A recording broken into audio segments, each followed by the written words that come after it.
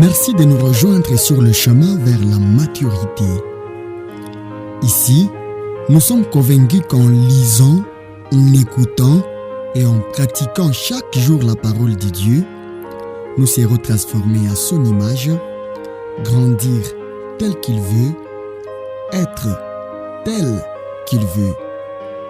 Nous sommes en train d'exploiter les livres Une vie motivée par l'essentiel, écrit par Rick Warren, sélectionné par Dr Jonathan Batso, la lecture de Grace Mouyissa. «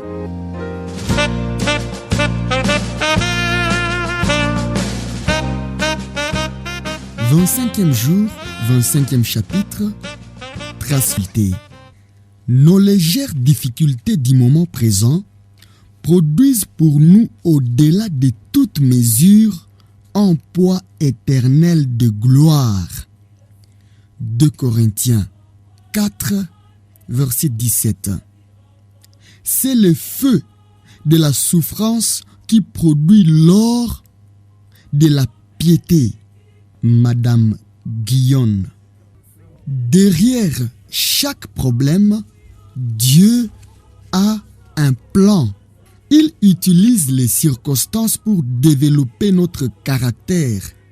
En fait, il nous façonne à l'image de Jésus à travers les circonstances plus qu'au travers de la lecture de la Bible. La raison en est évidente. Nous devons gérer toutes sortes de situations et cela 24 heures par jour. Jésus nous a avertis que nous allions souffrir dans ce monde.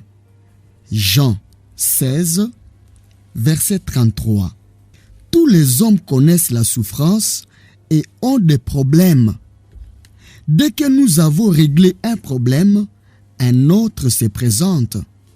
Tous ne sont pas dramatiques, mais tous permettent au Seigneur de nous faire grandir. Pierre a expliqué que nos problèmes étaient parfaitement normaux. Ne trouvez pas étrange d'être dans la fournaise de l'épreuve, comme s'il vous arrivait quelque chose d'extraordinaire. En Pierre 4, verset 12.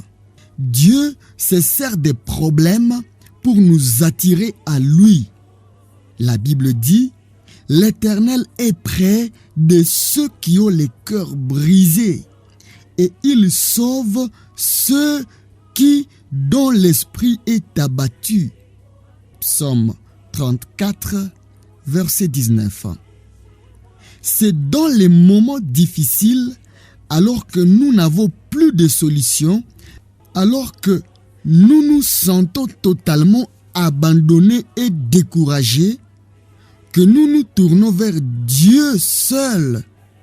Dans les épreuves, nous oublions nos prières superficielles et nous apprenons à lui adresser des prières authentiques, profondes et sincères.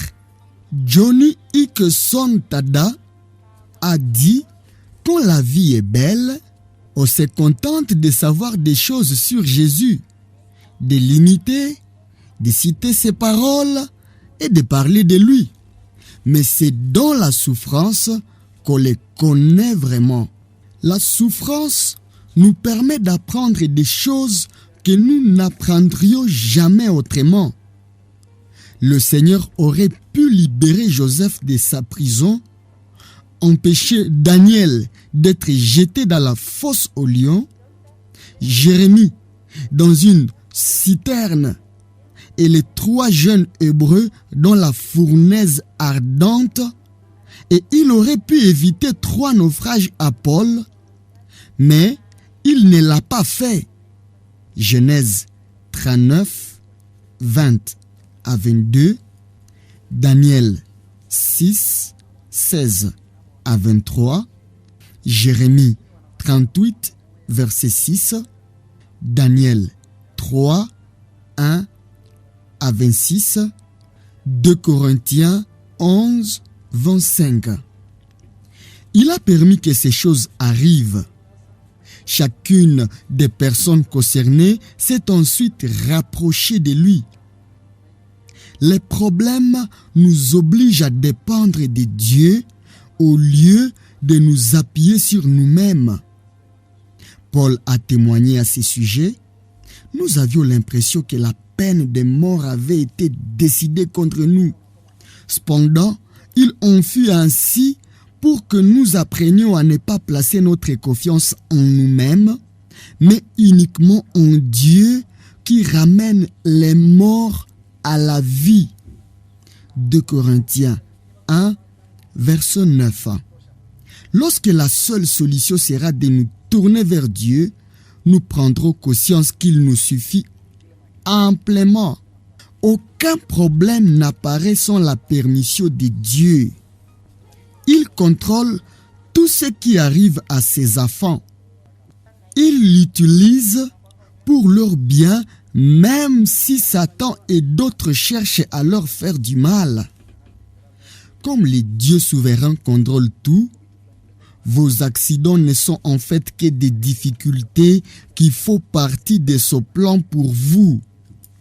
Puisque tous les jours de votre vie ont été écrits dans le livre de Dieu avant votre naissance, Psaume 139, verset 16, tout ce qui vous arrive a une signification spirituelle. Oui, tout. Romains 8, 28 à 29 explique: nous savons en outre que Dieu fait concourir toutes choses au bien de ceux qui l'aiment, de ceux qui ont été appelés conformément au plan divin. En fait, ceux que Dieu a connus d'avance, il les a aussi destinés d'avance à devenir conformes à l'image de son Fils, afin que celui-ci soit l'aîné de nombreux frères. Romains 8, 28 à 29. Bien comprendre Romains 8, 28 à 29, ce passage est souvent mal compris et mal interprété. Il ne dit pas « Dieu fait concourir toutes choses comme je le veux ». Il ne dit pas non plus « Dieu fait concourir toutes choses afin que tout se termine bien sur terre ». Ces deux affirmations sont fausses. Bien des gens ont une fête tragique ici-bas. Nous vivons dans un monde déchu. Au ciel, par contre, tout sera fait selon la volonté de Dieu. C'est pourquoi il nous est dit de prier que ta volonté soit faite sur la terre comme au ciel. Matthieu 6, verset 10. Analysons en détail Romains 8, 28 à 29. Nous savons, dans les moments difficiles, notre espoir n'est pas basé sur la pensée positive, un optimisme naturel ou sur des désirs irréalistes, mais sur la certitude que Dieu contrôle totalement notre univers et qu'il nous aime, que Dieu fait. Derrière tous les événements, il y a un grand metteur en scène. Notre vie n'est pas le fruit du hasard, du destin ou de la chance, mais il existe un plan d'ensemble. Dieu a écrit l'histoire et la contrôle. Nous commettons des erreurs, mais pas lui. Dieu ne peut pas se tromper parce qu'il est Dieu et qu'il est souverain. Concourir. Tous les événements de votre vie visent à accomplir les plans de Dieu et vous rendre semblable à Christ.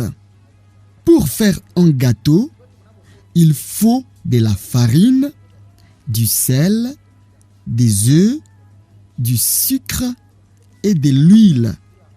Je ne peux pas manger seulement de la farine, c'est mauvais. Mais si je la mélange au reste et fais cuire le tout, le résultat sera très bon. Si vous donnez Toutes vos mauvaises expériences au Seigneur, il en fera sortir du bien. Toutes choses, les plans de Dieu pour votre vie comprend tout ce qui vous arrive.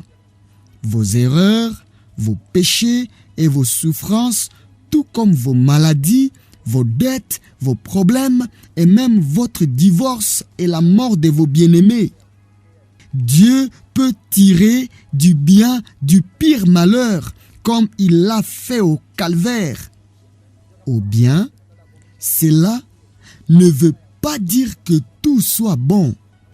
Une grande partie de ce qui arrive dans notre monde est mal et mauvais. Mais le Seigneur réussit à en tirer du bien. 4 femmes sont citées dans l'arbre généalogique de Jésus-Christ.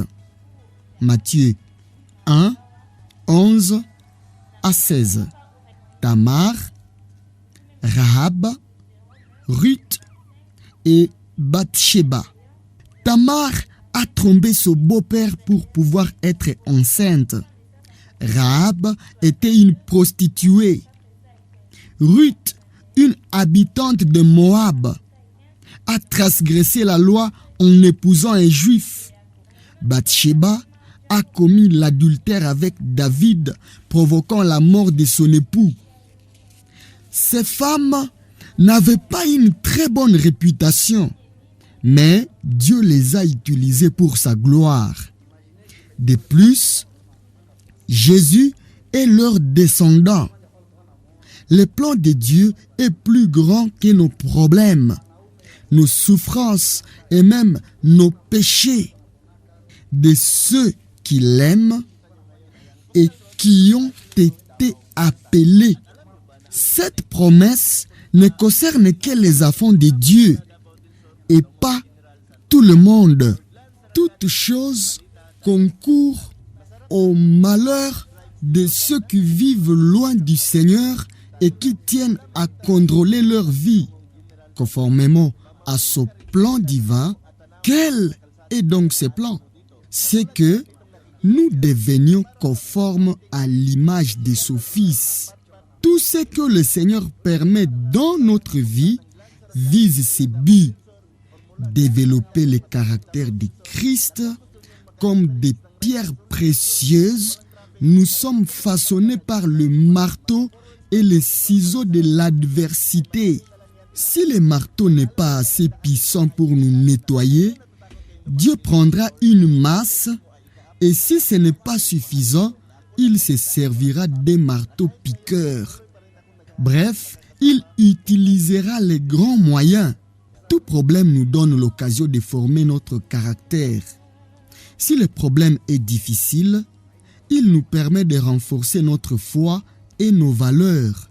Paul a expliqué, nous nous réjouissons même dans nos détresses, car nous savons que la détresse produit la patience produit la résistance à l'épreuve.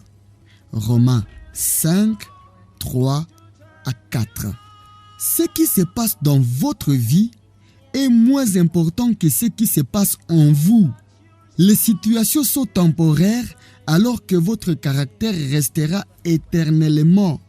La Bible compare souvent les épreuves au feu qui enlève les impuretés de l'or. Pierre nous a expliqué que les épreuves servent à éprouver la valeur de votre foi, beaucoup plus précieuse que l'or périssable. En Pierre 1, verset 7.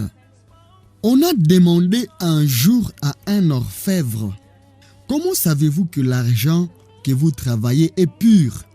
Il a répondu, « Je le sais quand je me vois dedans. » Lorsque vous avez été éprouvé, les autres peuvent voir Jésus en vous. Jacques a expliqué, « Si votre foi résiste à l'épreuve, celle-ci produit la persévérance. » Jacques 1, verset 3. Comme le Seigneur veut vous rendre semblable à Jésus, il va vous faire passer par les mêmes épreuves que lui. Solitude, tentation, tentation, critique, rejet, etc. La Bible dit que Jésus a appris l'obéissance par ce qu'il a souffert. Hébreux 5, 8 à 9. Pourquoi Dieu ne voudrait-il pas vous faire passer par les mêmes expériences que son propre Fils? Paul a affirmé, « Nous sommes ses enfants, donc nous aurons aussi part au bien que Dieu a promis à son peuple. Nous y aurons part avec le Christ, car si nous souffrons avec Jésus, nous serons aussi avec lui dans sa gloire. » Romains 8, verset 17. Réagir aux problèmes comme Jésus le ferait, bien des gens ne réagissent pas aux problèmes comme Dieu aurait voulu. Ils deviennent amers et non meilleurs et ne grandissent jamais. Vous devez réagir comme Jésus le ferait. Rappelez-vous que le plan de Dieu est bon. Le Seigneur sait ce qui est le mieux pour vous et il veut le meilleur pour vous. Dieu dit à Jérémie, « Car moi je connais les projets que j'ai conçus en votre faveur, déclare l'Éternel. Ce sont des projets de paix et non de malheur, afin de vous assurer un avenir plein d'espérance. » Jérémie 29, verset 11. Joseph avait compris cette vérité puisqu'il a dit à ses frères qui l'avaient vendu comme esclave, « Vous aviez projeté de me faire du mal, Dieu l'a changé en bien. » Genèse 50, verset 20. Ézéchias a eu la même pensée lorsqu'il est tombé gravement malade. « Voici mes souffrances même sont devenues mon salut. » Ésaïe 38, verset 17. Chaque fois que le Père répond négativement à votre prière, rappelez-vous qu'il nous discipline pour notre profit afin que nous participions à sa sainteté. Hébreux 12, verset 10. Gardez les yeux sur le plan de Dieu et non sur votre souffrance ou votre problème. C'est ainsi que Jésus a supporté la douleur de la croix et nous sommes invités à suivre son exemple. Gardons les yeux fixés sur Jésus, dont notre foi dépend du commencement à la fin. Il a accepté de mourir sur la croix sans tenir compte de la honte attachée à une telle mort, parce qu'il en avait vu la joie qui lui était réservée. Hébreux 12, verset 2. Corrie ten Boom, qui a souffert dans un camp d'extermination nazi, a expliqué les avantages qu'il y a à pouvoir maîtriser notre pensée. Si vous regardez au monde, vous serez désespéré. Si vous regardez en vous, vous serez très triste. Mais si vous regardez à Christ, vous serez en paix.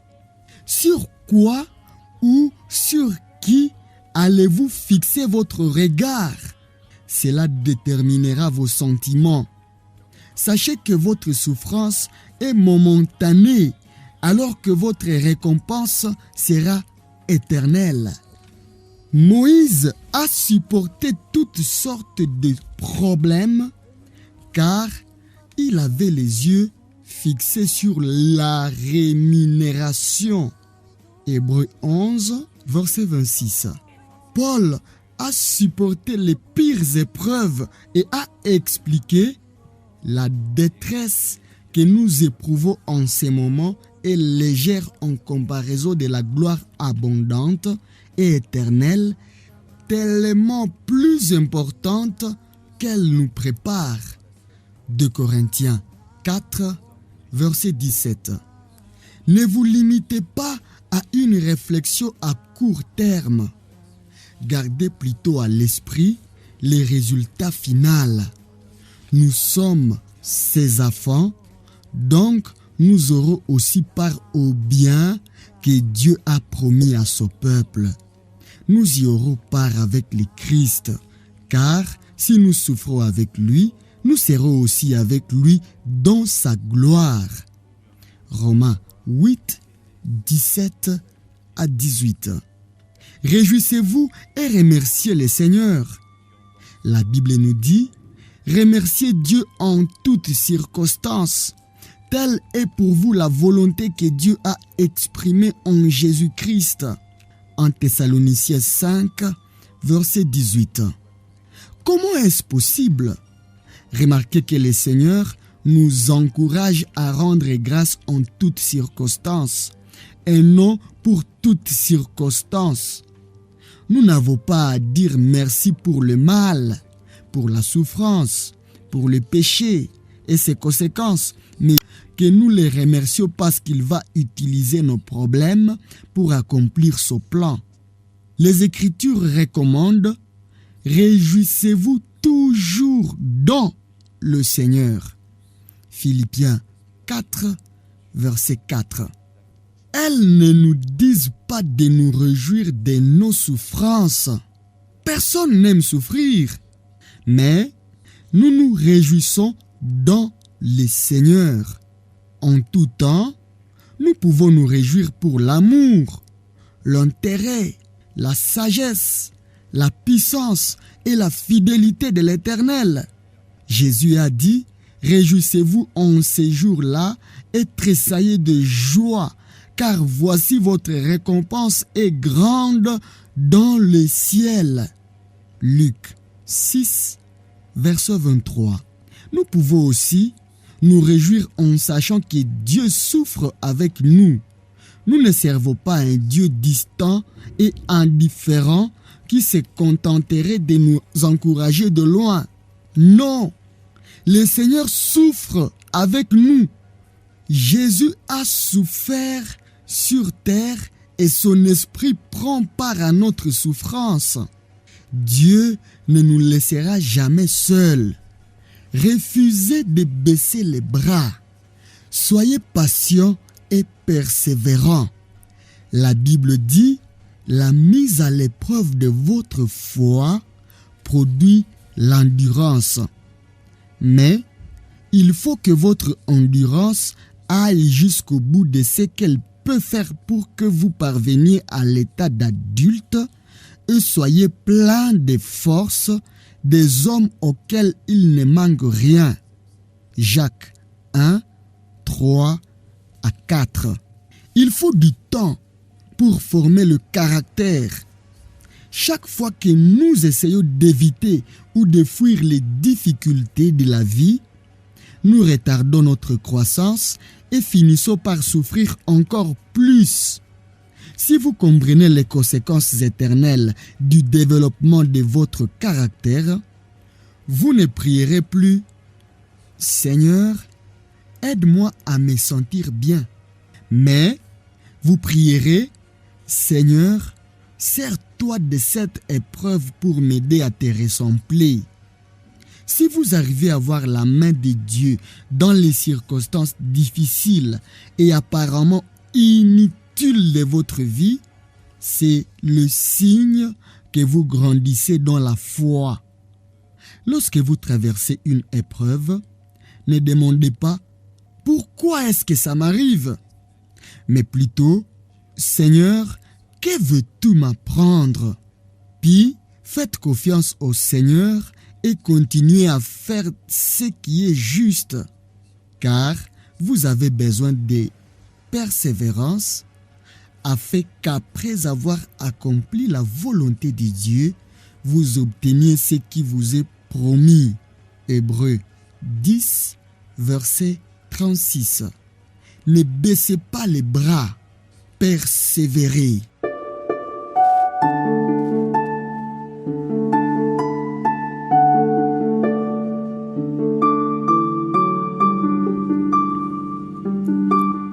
Jour 25.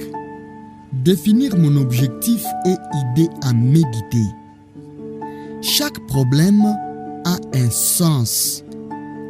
Verset à retenir. Dieu fait concourir toutes choses au bien de ceux qu'il aime, de ceux qui ont été appelés conformément au plan divin. Romains 8, verset 28. Question à me poser. Quel est le problème qui m'a le plus fait grandir?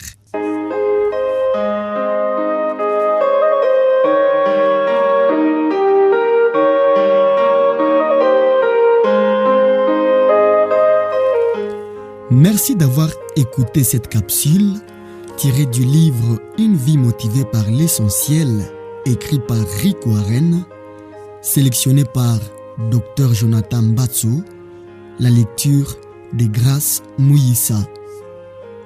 Ici, nous sommes convaincus qu'en écoutant et en lisant chaque jour la parole de Dieu, surtout en la mettant en pratique, nous serons transformés à son image, grandir tel qu'il veut, être tel qu'il veut. Au chemin vers la maturité, nous avons hâte d'entendre les témoignages des vies transformées par l'écoute de l'Évangile. Merci de nous soutenir en vous abonnant et en partageant ces messages autour de vous. Grâce et paix au Fils de Dieu.